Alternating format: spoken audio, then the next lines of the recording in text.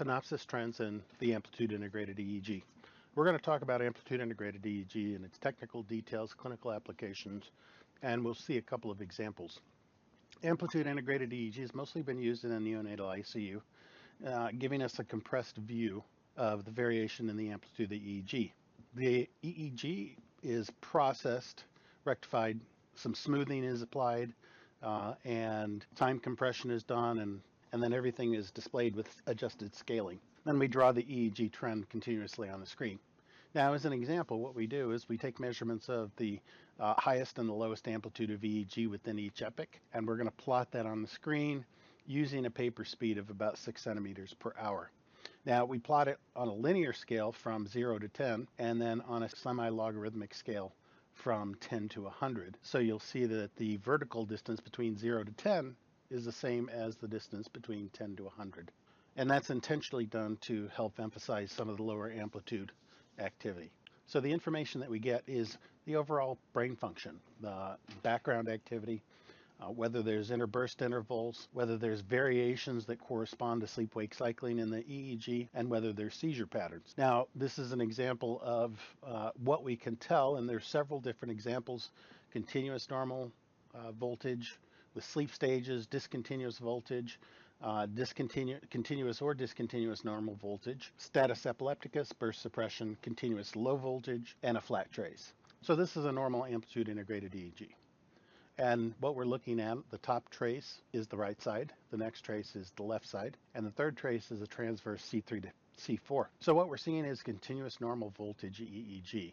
So there is activity throughout. The activity is somewhere between 5 and 50 microvolts throughout, and it's variable. So you see through the variability, the fact that it's not constant at one level, that there is sleep-wake cycling going on. And that's what we're looking for in a normal amplitude integrated EEG. In contrast, this is a burst suppression pattern. So whereas in this previous example, we saw nothing really in the lowest ranges of 0 to 5, in the burst suppression example, most of the trace falls between 0 and 5.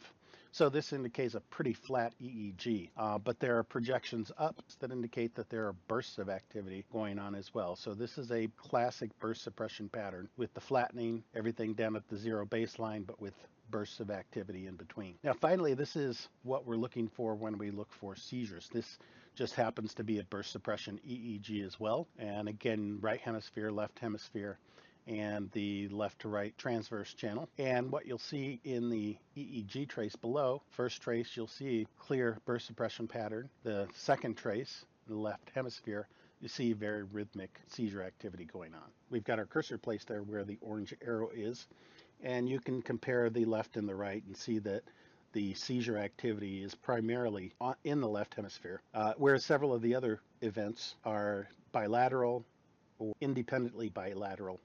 This is how we identify seizures in the amplitude integrated EEG, is by the gaps. So the gaps in the lower border of the trace is what we look for. So this is another example, and you can see that this one is clearly seizure activity. We've got the cursor on the right hand side in the gaps, although as you can see, this is pretty continuous seizure activity. We'll look at this example in a little greater detail. Now, this is the example that we were looking at, and you can see that we've got a scale of 0 to 100.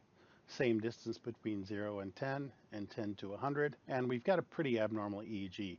Even if we are out here where we're not in the gaps, you can see that it's pretty abnormal. When we click on the gaps, you'll see that it's much higher amplitude spike and wave activity. Now, the things that we could change here, if we want to edit the analyzer settings, we could adjust. Right now we're just looking at C3 to P3. We could change that to F3 to P3. We could change the name, we could change the color, change the electrodes that we choose, put on the notch filter, all those sorts of things. And now it's rebuilding the trends.